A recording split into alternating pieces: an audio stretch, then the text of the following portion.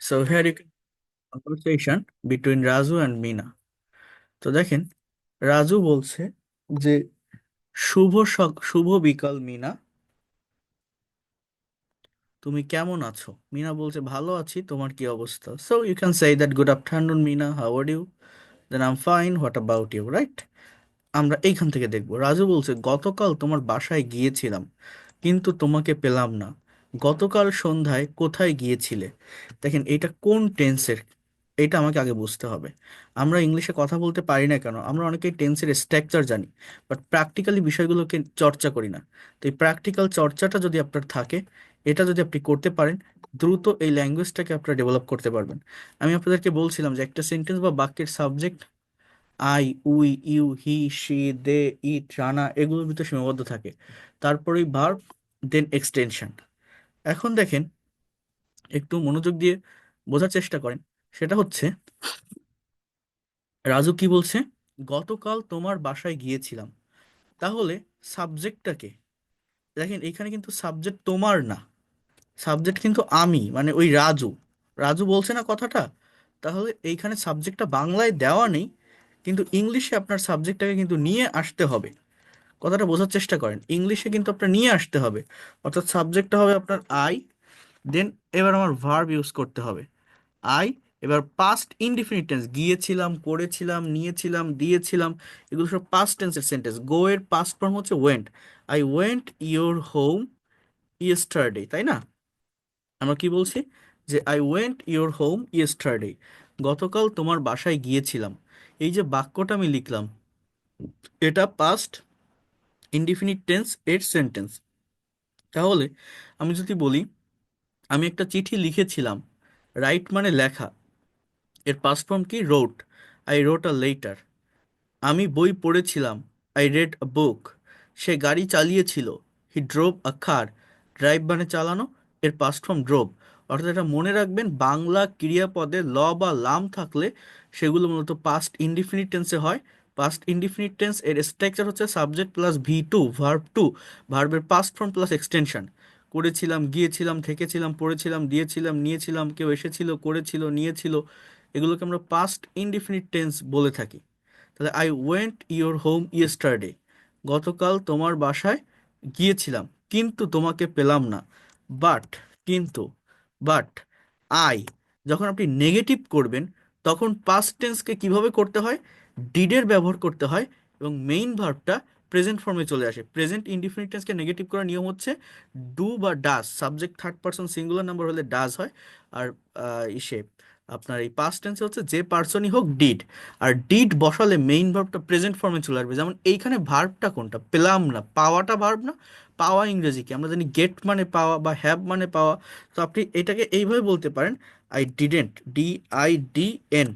So I didn't get you, but I didn't get you, but I didn't get you.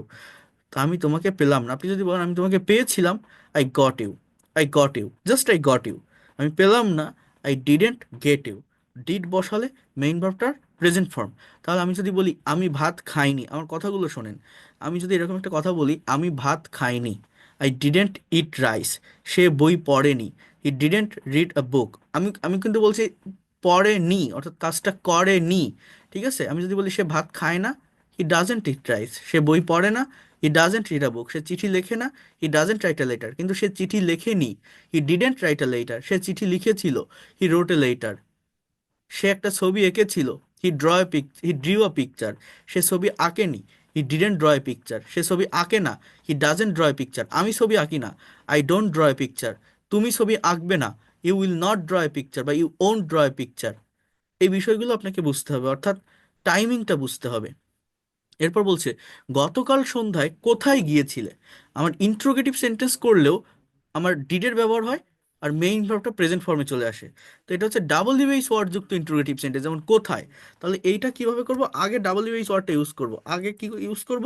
Double UH word, where, then did, auxiliary verb. Past ইনডিফিনিটকে negative বা interrogative করতে গেলে auxiliary verb হিসেবে ডিডের ব্যবহার করতে হয়। So where did you, where did you, where did you go, যাওয়া ইংরেজি কি গো। আমি যদি অ্যাফার্মেটিভ করি তাহলে ওয়েন বসাবো, কিন্তু যখন আমি ডিডের ব্যবহার করছি অর্থাৎ কোশ্চেন বা নেগেটিভ করার জন্য, তখন মেইন ভার্বটার পাস্ট ফর্ম আর বসবে না, প্রেজেন্ট ফর্মটা বসবে। So double US word, then auxiliary verb, then subject, then main verb. Where did you go yesterday, yesterday, গতকাল কোথায় গিয়েছিলে? Where did you go yesterday, where did you go yesterday, গতকাল কোথায় গিয়েছিলে? Where did you go yesterday, কি হবে? Where did you go yesterday. Try to understand here. Where did you go yesterday, গতকাল কোথায় গিয়েছিলে? তাহলে আমি যদি বলি গতকাল তুমি, তুমি কি গতকাল বই পড়েছিলে? Did you read book yesterday, তুমি কখন বই পড়েছিলে? When did you read book, when did you read book, তুমি কখন চিঠি লিখেছিলে? When did you write a letter, তুমি কোথায় চিঠি লিখেছিলে? Why did you write a letter, তুমি কেন চিঠি লিখেছিলে? Why did you write a letter, সে কি গাড়ি চালিয়েছিল? ডিড হি ড্রাইভ এ কার, আমি যদি বলি সে কেন গাড়ি চালিয়েছিল? ওয়াই ডিড হি ড্রাইভ এ কার, সে কোথায় গাড়ি চালিয়েছিল? ওয়াই ডিড হি ড্রাইভ এ কার, সে কিভাবে গাড়ি চালিয়েছিল? হাউ ডিড হি ড্রাইভ এ কার, সে কখন গাড়ি চালিয়েছিল? হোয়েন ডিড হি ড্রাইভ এ কার। এইভাবে এই বাক্যগুলো আপনাকে তৈরি করতে হবে। আমি ক্লাস করেছিলাম, আই ডিড দ্য ক্লাস। এখন আপনি যদি বলেন আমি ক্লাস করিনি, I didn't do the class. একটা ডিড অক্সিলারি ভার্ব, আর একটা ডিড কিন্তু মেইন ভার্ব, অর্থাৎ ডু যেটা সেটা মেইন ভার্ব। হ্যাঁ, তুমি কি ক্লাস করেছিলে? Did you do the class, তুমি কখন ক্লাস করেছিলে? When did you do the class, তুমি কেন ক্লাস করেছিলে? Why did you do the class. এই বিষয়গুলোকে আমি ইন ডিটেলসে দেখাবো, সব কিছুই এক এক করে করাবো, বাট আমি আগে এই প্র্যাকটিক্যাল কনভারসেশনগুলো একটু দেখাচ্ছি। তাহলে এই যে তিনটা বাক্য আমি লিখলাম, যে গতকাল তোমার বাসায় গিয়েছিলাম, I went your home yesterday, একদম ডিটেলসে বলছি কিন্তু, কিন্তু তোমাকে পেলাম না, but I didn't get you. গতকাল সন্ধ্যায় কোথায় গিয়েছিলে? Where did you go, where did you go in the evening yesterday. এখানে আমার সন্ধ্যা আছে তো, এই গো এর আগে আপনি এটা আপনি বসান। Where did you go in the evening yesterday, where did you go in the evening yesterday, where did you go in the evening yesterday, গতকাল কোথায় গিয়েছিলে? Where did you go in the evening yesterday. Try to understand here. তো এই সেন্টেন্সগুলো বা এই বাক্যগুলো মূলত এইভাবে কিন্তু তৈরি হয়ে থাকে। You have to understand it properly. এরপর দেখেন, যে যে কয়টা সেন্টেন্স আপনাদেরকে বললাম, যে কয়টা বাক্য আমি দেখালাম, অর্থাৎ পাস্ট টেন্সের এই জায়গাটা অ্যাফার্মেটিভ, নেগেটিভ, ইন্ট্রোগেটিভ, এই যে double you short plus interrogative, আপনারা কি বুঝতে পেরেছেন বাক্যগুলো? কোনো সমস্যা আছে বুঝতে? যে কয়টা বললাম, বোঝা যায়? হ্যাঁ, টিচার বোঝা গেছে, কিন্তু এটা কি স্যার প্রেজেন্ট পারফেক্ট করা যেত কিনা, বা করতে পারবো না কেন? প্রেজেন্ট পারফেক্ট এটা সিচুয়েশনের উপর ডিপেন্ড করে হবে। যদি আপনার কোনো কথা রিসেন্ট পাস্ট হয়ে থাকে, জি জি। অর্থাৎ আমি যদি বলি তুমি কি বাজারে গিয়েছো, আপনি বলছেন না আমি যাইনি, তুমি কখন গিয়েছো বা তুমি কেন যাওনি, এগুলো প্রেজেন্ট পারফেক্ট আপনি বলতে পারেন। এটা আপনার যদি মনে হয় যে আমি এটা প্রেজেন্ট পারফেক্ট ইউজ করব, আমি যে কথাটা তার সঙ্গে বলতে চাচ্ছি কনভারসেশনে সেটা খুব বেশি আগের কথা না, তাহলে আপনি করতে পারেন। আগের না। ঠিক আছে। আর যদি মনে করেন না এটা অনেক আগের, তাহলে পাস্ট ব্যবহার করবেন। বোঝা যাচ্ছে না, এটা সাউন্ড বোঝা যাচ্ছে না। নিজের উপর ডিপেন্ড করে এটা করতে হবে। ঠিক আছে, লিভ নিয়ে আবার জয়েন জি দেন, স্যার। যে সাউন্ড শুনতে পাচ্ছেন না লিভ নিয়ে জয়েন দেন। জি সাউন্ড শোনা যাচ্ছে স্যার। হ্যাঁ, যারা শুনতে পারছেন না আপনাদের ওইখানে সমস্যা, লিভ নিয়ে জয়েন দিন। আচ্ছা দেখেন, এরপর দেখেন, ট্রাই টু আন্ডারস্ট্যান্ড হিয়ার, বোঝার চেষ্টা করেন। হুম?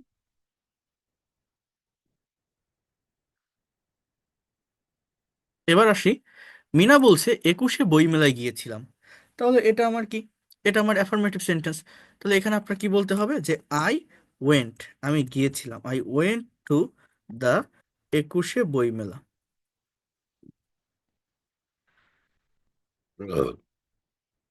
আই ওয়েন্ট টু দ্য 21-এ বইমেলা। এবার বলছে তুমি কি সেখানে একা গিয়েছিলে? কি বলছে? তুমি কি সেখানে একা গিয়েছিলে? তুমি কি সেখানে একা গিয়েছিলে? দেখেন বাক্যটাকে আমরা কিভাবে লিখতে পারি। তুমি কি সেখানে একা গিয়েছিলে, তাহলে এটা আমার কোশ্চেন। তো কোশ্চেন করতে গেলে যেহেতু পাস্ট টেন্স, আমার ডিডের ব্যবহার হবে, তাহলে ডিড ব্যবহার করলে মেইন ভার্বটা প্রেজেন্ট ফর্মে চলে আসবে। So did you go there, go there, did বসালে গো। আমি যদি বলি আমি গিয়েছিলাম, আই ওয়েন্ট, কিন্তু তুমি কি গিয়েছিলে? Did you go, did you go there alone, did you go there alone. Just এগুলো জাস্ট একটু প্র্যাকটিস করে ফেলবেন।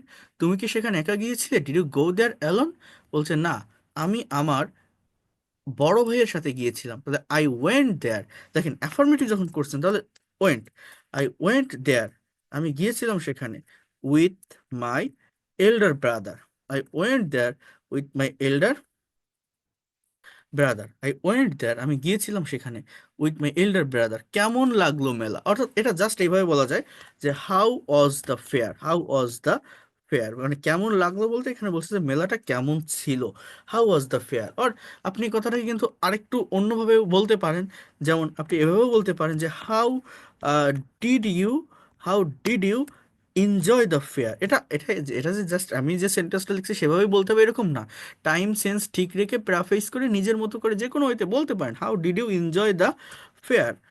মেলাটা আপনি কতটা উপভোগ করেছিলেন, তাই না? একই কথা না, কেমন লাগলো। So how was the fair, আর how did you enjoy the fair, মেলাটা কেমন উপভোগ করেছেন, কেমন লাগছে আপনার কাছে। হ্যাঁ। দেন বলছে অনেক ভিড়ের সাথে একটা দারুণ আয়োজন ছিল, তাহলে it was a beautiful arrangement with lots of crowd. কি বললাম বলেন তো, যে it was, it was a beautiful, বা এখানে আপনি ওয়ান্ডারফুল যে কোনো কিছু ইউজ করতে পারেন। It was a beautiful arrangement, it was a beautiful arrangement with lots of, with lots of crowd. ঠিক আছে, it was a beautiful arrangement with lots of crowds. বলছে কয়টা দোকান ছিল। দেখেন এই যে একটা সেন্টেন্স না, এই সেন্টেন্সগুলো অনেকেই কারেক্ট ওয়েতে ট্রান্সলেট করতে পারেন না। এই যে বাক্যটা, এই বাক্যটা ইংলিশে কেমন হবে জানেন? কয়টা দোকান ছিল, how many shops were there. দেখেন বাক্যটা কেমন, কথাটা একটু বোঝেন। How many shops, how many shops, then এইবার WH word, then extension, how many shops were there. এই হচ্ছে আমার বাক্য, প্রায় 300।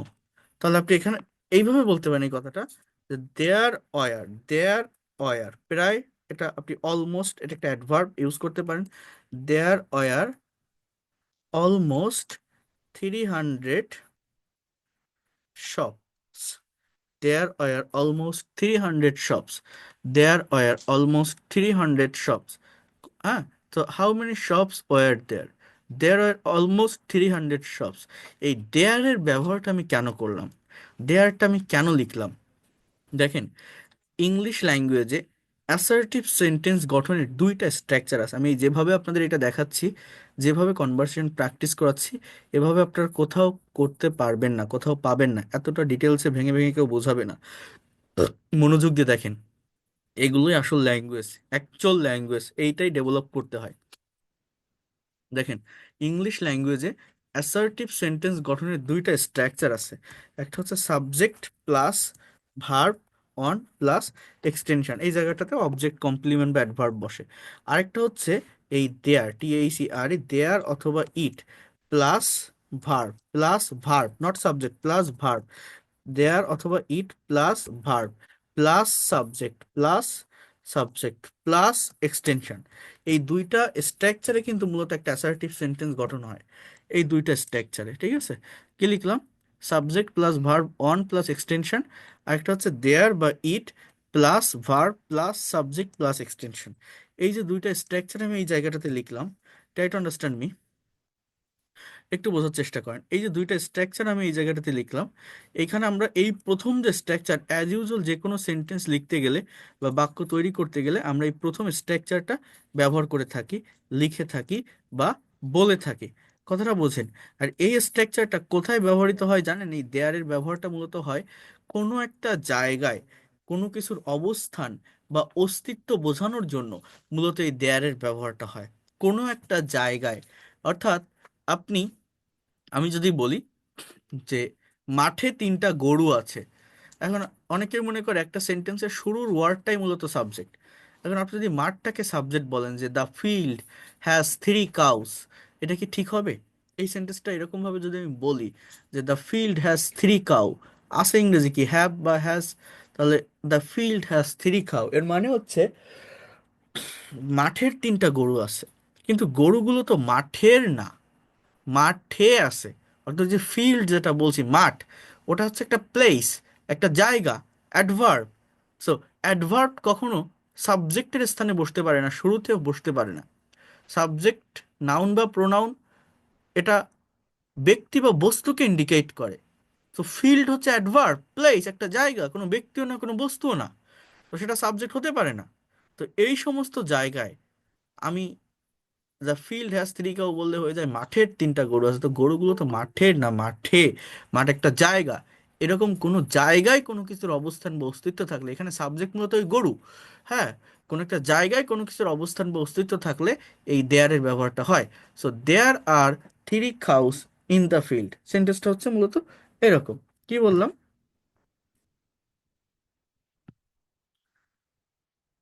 দেয়ার are three cows in the field.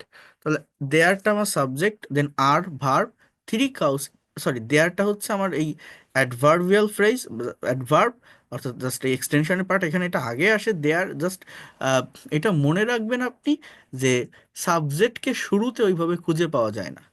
তো দেয়ারের পরে আমি কি বলছি, যে আরটা মূলত ভার্ব, আর মেইন সাবজেক্ট মূলত আমার এখানে এই গরু, থ্রি কাউস, এটা আমার মেইন সাবজেক্ট। এবং এইটার উপর ডিপেন্ড করেই কিন্তু আমি বসাবো যে ভার্ব সিঙ্গুলার হবে না প্লুরাল হবে, দেন ইন দ্য ফিল্ড। এখন দেখেন, আমি তাহলে যদি বলি ঝুড়িতে 10টা আপেল আছে, আপনি যদি বলেন দ্য বাস্কেট হ্যাভ 10 apples, এটা কিন্তু একটা ভুল। আপেলগুলো ঝুড়িতে আছে, ঝুড়ির, আমি যদি দ্য বাস্কেট হ্যাজ 10 apples, এর মানে ঝুড়ির 10টা আপেল আছে। আপেলগুলো ঝুড়ির না, ঝুড়িতে। এই যে কোনো একটা জায়গায় কিছু আছে, তার মানে আপেলটা কিন্তু মূলত আমার সাবজেক্ট। তখন আপনি এই দেয়ারের ব্যবহারটা করবেন, যে আর দেয়ার আর 10 apples, there are 10 apples in the basket। Basket, ঝুড়িতে 10টা আপেল আছে। There R 10 apples in the basket. অর্থাৎ এই জিনিসটা কিভাবে হচ্ছে, ট্রাই টু আন্ডারস্ট্যান্ড হিয়ার, ভালোভাবে বোঝেন, মনোযোগ দিয়ে বুঝতে হবে, নেওয়ার চেষ্টা করতে হবে। আমি এখানে যদি বলতাম ঝুড়িতে একটা আপেল আছে, তখন there is a apple in the basket, এখানে কিন্তু আর হতো না, ইজ হতো, then a apple, there is a apple in the basket. তাহলে আমি যদি বলি আমাদের গ্রামে একটা নদী আছে, there is a river in our village. ঘরের দরজায় একটা কুকুর আছে, there is a dog in front of the door. আকাশে অনেক তারা আছে, there are many star in the sky. মাঠে 3জন লোক আছে, there are three mens in the field. কেউ কি আমার এই কথাটা বুঝতে পারছেন? এই দেয়ারের ব্যবহারটা মূলত কখন হয় বা কোন জায়গায় হয়, বুঝতে পারছেন? আমি যদি বলি এই ক্লাসে 100 জন ছাত্রছাত্রী আছে, এখন আপনি যদি বলেন দিস ক্লাস হ্যাভ 100 স্টুডেন্ট, এটা ভুল। স্টুডেন্টগুলো ওই ক্লাসের না, ক্লাসে আছে। ক্লাস হচ্ছে একটা জায়গা, একটা প্লেস, হ্যাঁ। তো প্লেসকে যখন ইন্ডিকেট করা হবে, তখন আপনি কি বলবেন, দেয়ার আর 100 students in this class, in the class. Clear কথাটা? ইট বা দেয়ারের ব্যবহারটা মূলত ঠিক কোথায় হয়, কোনো একটা জায়গায়। আবারও বলছি, কোনো একটা জায়গায় কোনো কিছুর অবস্থান। তাহলে আমাদের গ্রামে একটা পোস্ট অফিস আছে, কি হবে, our village has a post office, এরকম বলবো না। আওয়ার ভিলেজটা কি, প্লেস, প্লেস কখনো সাবজেক্ট হয় না। আমার এখানে পোস্ট অফিসটা মূলত সাবজেক্ট, কিন্তু এটাকে লিখবো কিভাবে, there is a post office in our village. আমাদের গ্রামে যদি বলেন 2টা পোস্ট অফিস আছে, there are 2 post office in the village, in our village, যেভাবে বলেন না কেন। তো বিষয়টা হচ্ছে এই, জাস্ট এতটুকুই মনে রাখেন, কোনো কিছুর অবস্থান বা অস্তিত্ব বোঝানোর জন্য এই দেয়ারের ব্যবহারটা। তো কয়টা দোকান ছিল, মানে ওই জায়গাটাতে, প্লেসটাতে কয়টা দোকান ছিল। How many shops were there, so there were almost 300 shops. Then কোনো বই কিনেছো কি, তাহলে এটা কিন্তু প্রেজেন্ট পারফেক্ট। আমি যদি এখানে বাংলাটা এরকম থাকতো, কোনো বই কি কিনেছিলে, তখন কিন্তু পাস্ট ইনডিফিনিট হয়। কিনেছো, এটা কিন্তু প্রেজেন্ট পারফেক্টের একটা সেন্স দেয়। So have you bought, buy মানে কেনা, পাস্ট পার্টিসিপল কি bought, so you have you bought any book from there. Just আমি লিখলাম না, have you bought any book. বলছে আমি 2টি গল্পের বই, 2টি গল্প বিজ্ঞান এবং একটি উপন্যাস কিনেছি। I have bought 2 story books, 2 science fiction and a novel. যদি বলতেন আমি কিনেছিলাম, তাহলে জাস্ট আই বট, কিন্তু এখানে বলছে আমি কিনেছি, I have bought 2 story books, 2 science fiction and a কি নভেল। আচ্ছা, এইবার এই জায়গা থেকে আপনারা যে কোনো একজন করার একটু চেষ্টা করে দেখেন তো আপনারা পারেন কিনা। আমি যে কোনো একজন রেইজ হ্যান্ড অপশন প্রেস করেন, সবাই একসাথে কথা বলে উঠবেন না। যার কনফিডেন্ট আছে যে আপনি যেগুলো করাচ্ছেন আমি বলতে পারবো, একজন একটু রেইজ হ্যান্ড প্রেস করেন তো। যারা বলতে পারবেন তাকে আমি আনমিউট করে শুনবো। দেখি এনিওয়ান ক্যান ডু ইট। হ্যাঁ, সারিকা ইসলাম। হ্যাঁ, পড়েন তো এটা, পড়েন। কোনো লেখক বা কবির সঙ্গে দেখা হয়েছে? কি হতে পারে এটা? Sir, have you met any writer or poet? আচ্ছা ঠিক আছে, মানলাম। অর্থাৎ তুমি কি কোনো লেখক বা কবির সাথে দেখা করেছো, সেম কথা তাই না? যে have you met any writer or poet, okay then, excellent. তারপর হ্যাঁ, আমি ভাগ্যবান যে আমি আমার প্রিয় লেখক জাফর ইকবালের সাথে দেখা করেছি। Yes, I'm grateful that I have met with my favorite writer, Jafar Iqbal. Good, excellent, then. খুব ভালো। তুমি কি মেলা উপভোগ করেছো? Very well. Uh, which fair? না, Which না, না, fair? জাস্ট তুমি কি মেলা উপভোগ করেছো, এরকম তুমি কি মেলা উপভোগ করেছো, Oh, ইয়েস নো কোশ্চেন, হ্যাঁ। have you enjoyed any fair? Have you enjoyed the fair? তুমি জাস্ট কোনো মেলা না, Have you জাস্ট তুমি কি মেলা উপভোগ করেছো। সো যে মেলাটায় গিয়েছিল সেটার কথা বলছে, তাহলে ওখানে একটা দা প্রিপোজিশন ব্যবহার করবেন, মানে আর্টিকেলের ব্যবহার করবেন। ঠিক আছে, have you enjoyed the fair, have you enjoyed the fair, then কি বলছে? অবশ্যই। আমি সত্যি এটি উপভোগ করেছি এবং আশা করি তুমিও সময় পেলে মেলাটি করবে। মেলাটি এটা উপভোগ Obvious, করবে, পরিদর্শন করবে, হ্যাঁ। উপভোগ পরিদর্শন করবে। লেখা আছে, হ্যাঁ। তাহলে কি হবে? Obviously, I really enjoyed it and hope that you would এটা একটা কন্ডিশনালের ব্যবহার করতে হবে, ঠিক আছে? যে if you get time, if you have time, if I you hope get that time if you get time you or if you have time, it. You will visit this fair, তুমি মেলাটি পরিদর্শন করবে। So you will visit this fair, ঠিক আছে? কথা clear?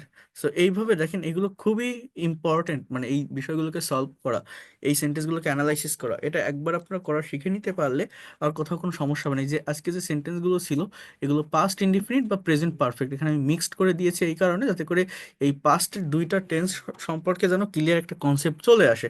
দেন next ক্লাসগুলোতে আমরা অন্যান্য টেন্স দিয়েও করবো, বাট এই বিষয়গুলোকে একটু ভালোভাবে নেওয়ার চেষ্টা করতে হবে। এরপর দেখেন, এখানে কিছু ওয়ার্ড মিনিংও দিয়েছে। অ্যালোন মানে একা, এল্ডার, arrangement, crowd, shops, science fiction, novels, writer, lucky. হ্যাঁ, ও বলছে যে আমি ভাগ্যবান, বলছে আই এম গ্রেটফুল, গ্রেটফুল মানে কৃতজ্ঞ। তো এখানে কি, I am very lucky that I have met with my favourite writer doctor Zafar Iqbal. তো আপনি গ্রেটফুল দিলেও যে মিনিংয়ের অতটা চেঞ্জ হবে এরকম না, আমার সবসময় এই জায়গাটায় ফোকাস করতে হবে। সাবজেক্টের পরে যে ভার্বটা আমি লিখছি সেইটা আমি ঠিকভাবে লিখতে পারছি কিনা, ভার্বটাকে আমি কোন টেন্সে ইউজ করছি, ভার্বটাকে আমি আহ, সঠিকভাবে প্রেজেন্ট পারফেক্টে লেখা আছে তাহলে সেইভাবে ইউজ করতে পারছি কিনা, বা পাস্ট টেন্সে লেখা থাকলে সেইভাবে ইউজ করতে পারছি কিনা। এইটা যদি কারেক্ট করা যায় তাহলে সেন্টেন্স কারেক্ট হয়ে যায়, অন্য কোথাও ভুল হলেও সেটা মেজর কোনো মিস্টেক হিসাবে ধরা পড়ে না। তো এটা আপনাদেরকে একটু করা শিখতে হবে, এই ধরনের কনভারসেশন আমি পাঠিয়ে দিলে নিজেরা একটু সলভ করার চেষ্টা করবেন। আচ্ছা, এরপরে আমি এখন আরেকটা যেটা দেখাবো সেটা হচ্ছে, এবার আমি ইংলিশ কনভারসেশনের ভিতরে আসবো। Just try to understand here. English conversation টা দেখে কি হবে, আমরা বোঝার চেষ্টা করব যে আমি এখান থেকে টেন্সটাকে আইডেন্টিফাই করতে পারি কিনা। দেখেন, এখানে লেখা আছে যে a dialogue between two friends on exciting cricket match. Raju বলছে hello Mina, how are you, বলছে I'm fine, what about you, বলছে I'm also quite fine. Quite মানে কি, সম্পূর্ণ, আমিও সম্পূর্ণ ভালো আছি। এবার দেখেন তাহলে, did you enjoy the cricket match yesterday between Bangladesh and New Zealand. Did you enjoy, কি বলছে, ডিড ইউ এনজয়, অর্থাৎ তুমি কি উপভোগ করেছিলে, পাস্ট ইনডিফিনিট টেন্সের ইন্ট্রোগেটিভ সেন্টেন্স। তুমি কি গতকালকের ক্রিকেট খেলাটা উপভোগ করেছিলে যেটা বাংলাদেশ এবং নিউজিল্যান্ডের ভিতর অনুষ্ঠিত হয়েছিল। বিটুইন মানে দুইটা দলের মধ্যে বোঝায়, দুইয়ের অধিক ব্যক্তি বা বস্তুর মধ্যে বোঝাতে এমন প্রেপোজিশন বসে, দুইজনের মধ্যে বোঝাতে বিটুইন বসে। যেমন আমি যদি এরকম একটা বাক্য বলি যে আপেলটা রহিম এবং করিমের মধ্যে ভাগ করে দাও, divide the apple between Rahim and Karim, কিন্তু আমি যদি বলি আপেলটা রহিম করিম এবং জসিমের মধ্যে ভাগ করে দাও, divide the apple among Rahim Karim and Jasim, অর্থাৎ দুইজনের ভিতর পারস্পরিক কোন সম্পর্ক বোঝাতে বিটুইন বসে, এটাকে প্রেপোজিশন বলে। দুইয়ের অধিক ব্যক্তি বা বস্তুর মধ্যে পারস্পরিক কোনো সম্পর্ক বোঝাতে অ্যামং বসে। বলছে সার্টেইনলি, সার্টেইনলি মানে নিশ্চয়ই, বা অফকোর্স যেটাকে বলি না, ওইটারই সিনোনিম হিসাবে সার্টেইনলি ব্যবহার করা হয়। It is the first time that Bangladesh defeated, defeat DEFEAT মানে পরাজিত করা, এর পাস্ট ফর্ম ডিফিটেড, অর্থাৎ পাস্ট ইনডিফিনিট টেন্সের একটা অ্যাফার্মেটিভ সেন্টেন্স। বলছে of course or certainly it is the first time that Bangladesh defeated New Zealand. I'm very happy that I enjoyed the match in the stadium. আমি খুবই খুশি যে আমি স্টেডিয়ামে বসেই এই ম্যাচটাকে উপভোগ করেছিলাম। I am very happy that I enjoyed the match in the stadium. আমি খুবই খুশি যে আমি স্টেডিয়ামে বসেই এই মেলাটা উপভোগ করেছিলাম। বলছে what is your impression about the match, match সম্পর্কে তোমার ইমপ্রেশনটা কি? বলছে yes I was deeply impress to see the performance of the two teams, particularly the team of Bangladesh. কি বলছে যে আই ওয়াজ, আমি ছিলাম, ডিপলি ইমপ্রেসড, গভীরভাবে মুগ্ধ। দেখেন এখানে ওয়াজটা হচ্ছে মেইন ভার্ব, ডিপলিটা অ্যাডভার্ব, ইমপ্রেসডটা হচ্ছে অ্যাজেক্টিভ, টু সি মানে দেখতে বা দেখে, এটা হচ্ছে infinitive, to plus V one, হ্যাঁ। The performance of the two teams, অর্থাৎ এটা কিন্তু পাস্ট ইনডিফিনিট টেন্সের সেন্টেন্স, ওয়াজটাই এখানে মেইন ভার্ব, কোনো প্যাসিভ ভয়েস টয়েস ও কোনো কিছু না। পাস্ট ইনডিফিনিট টেন্সে মেইন ভার্ব হিসাবে ওয়াজ বসতে পারে যখন, সেটা কি হবে, যখন ওইটা ছাড়া আর কোনো ভার্ব থাকবে না, অর্থাৎ এই ওয়াজটা এখানে মেইন ভার্ব। রাজু বলছে যে yes it was a great surprise that Bangladesh beat the ex world champion New Zealand. এবার কি বলছে, মিনা বলছে exactly, you know New Zealand is one of the well known teams in the cricket world and it is very interesting that they were defeated by আস।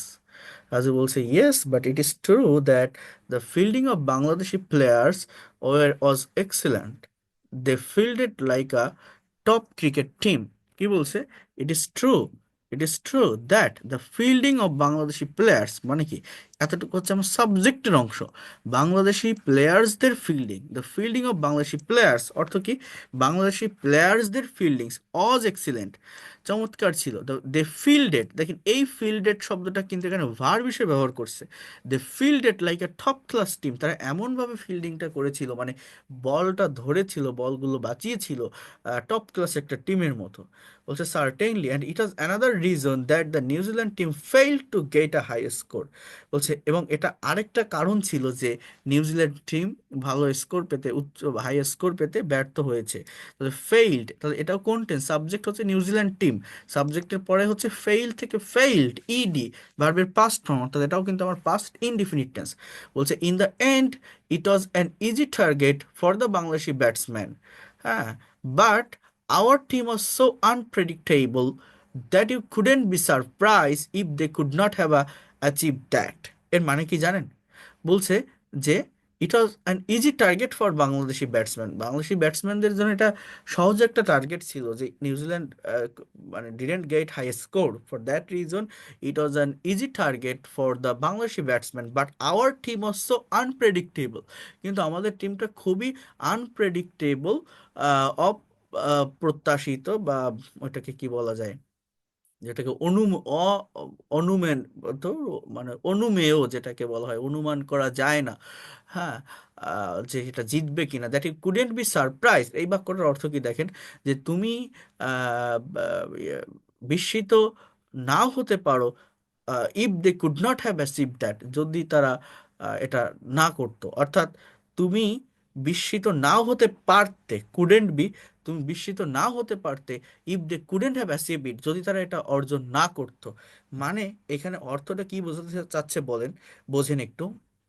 বাংলাদেশ এবং নিউজিল্যান্ডের খেলা হচ্ছে, New Zealand খুব বেশি স্কোর করতে পারেনি, তো বাংলাদেশ টিমের জেতার জন্য একটা সহজ স্কোর এটা, মনে করেন যে 50 ওভারের খেলা, 50 ওভারে সচরাচর অ্যাভারেজে 300 রান হয়, বা 250-60 হলে একটা কন্টেস্ট হয়।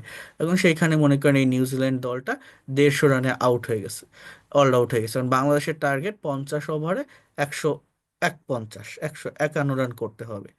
এখন সেটা তো যে কোনো দলের কাছে ইজি একটা টার্গেট, কিন্তু বলছে যে বাংলাদেশ এতটা আনপ্রেডিক্টেবল একটা দল, যদি সে 150 নাও করতে পারে তাও তুমি সারপ্রাইজ হবে না, কারণ তারা ওই রকমই। এই কথাটা সেই জন্য বলছে, হ্যাঁ, যে ইউ কুডেন্ট বি সারপ্রাইজড, আপনি সারপ্রাইজড হতেন না।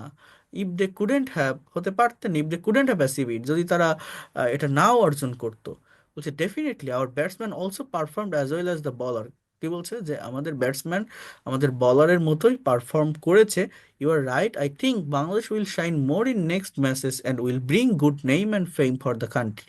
নেম অ্যান্ড ফেম মানে যশ এবং খ্যাতি। নেম অ্যান্ড ফেম মানে কি বললাম? যশ এবং খ্যাতি। কি বলছে? You are right, I think Bangladesh will shine more in next matches and and will bring good name and fame for the country. Mina বলছে certainly our hope is not unreasonable. আমাদের আশা অকারণীয় নয়, হ্যাঁ, মানে আমাদের এই আসার একটা কারণ আছে, because they are playing well. বলছে ইয়েস ইনডিড, প্রকৃতপক্ষে। Thank you very much and let us wait for the next match. চলো পরবর্তী ম্যাচের জন্য অপেক্ষা করি। বলছি you are most welcome, good bye, see you again. এই যে ইংলিশটা করে দিলাম না, এখন এই ইংলিশটারই আপনারা একটু চর্চা করে দেখেন। এই ইংলিশটারই আমি এই বাংলাটা এখন দিয়ে দিব, এবং আমি এটার ভোকাবুলারি আপনাদেরকে দিচ্ছি। আপনারা জাস্ট 10 মিনিট টাইম নিয়ে এই ভোকাবুলারিটা একটু কাভার করার ট্রাই করবেন। দেখবেন যে আপনারা এটা পারেন কিনা। মানে ভোকাবুলারি দেখবেন, বাংলা সেন্টেন্সগুলো দেখে টেন্স ধরবেন। টেন্স ধরে এই সেন্টেন্সগুলোকে আপনারা ট্রান্সলেট করার চেষ্টা করবেন। দেখেন তো আপনারা এবার করতে পারেন কিনা। আমি কিন্তু একবার ইংলিশটা বলে দিলাম, বাট তারপরেও দেখবেন বিভিন্ন জায়গায় আপনি প্রবলেম ফেস করছেন। ওই প্রবলেমটা কোথায় ফেস করছেন, কোন জায়গাটাতে মূলত সমস্যা হচ্ছে, সেটা ভোকাবুলারির, না টেন্সের, না সাবজেক্ট ভার্ব বের করার, এইটা নিজেকে আগে একটু আইডেন্টিফাই করতে হবে। এবং আমি সেইভাবে কাজ করব, সেইভাবে আপনাদেরকে নিয়ে এগোবো। তো এই যেটা পাঠিয়ে দিলাম এটা এখনই করে ফেলেন। করার পর আমি একটা কনভারসেশন গ্রুপ দিয়ে দিচ্ছি, আপনাদের ওপেন করে দিচ্ছি, সেইটার ভিতরে প্রত্যেকে এটা পোস্ট করবেন। ঠিক আছে? সো এই জিনিসটা আপনারা একটু করে ফেলবেন। আর আমি আজকে লাস্ট ডে এখানে